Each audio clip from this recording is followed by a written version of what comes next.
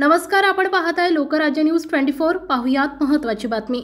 सोने खरेदी विक्री व्यवसायातून जास्त नफा मिळवून देण्याचा आमिष दाखवत 20 लाखांची फसवणूक केल्याचा प्रकार समोर आलाय।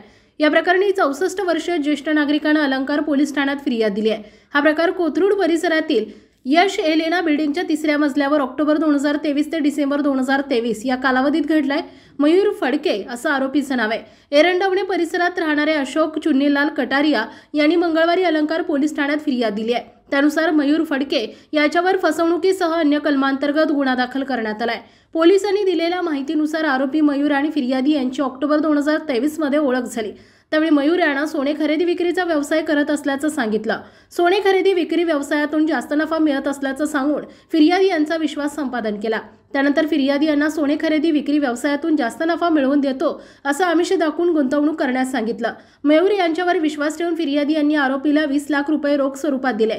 पैसे घेतल्यानंतर मयूर फडके यांना फिर्यादी यांना नफा अथवा घेतलेली रक्कम परत न करता फसवणूक केली। फिर्यादी यांनी वारंवार पैशांची मागणी केली असता त्यांना टाळाटाळ केली। फसवणूक झाल्याचं लक्षात येताच कटारिया यांनी पोलीस ठाण्यात तक्रार दिली आहे। या प्रकरणाचा पुढील तपास वरिष्ठ पोलीस निरीक्षक रोकडे करतायत। महाराष्ट्रातील महत्त्वाच्या आणि ताज्या बातम्या पाहण्यासाठी आजच आमच्या लोकराज्य न्यूज 24 न्यूज चॅनलला YouTube वर सबस्क्राइब करा आणि बेल आयकॉन प्रेस करा।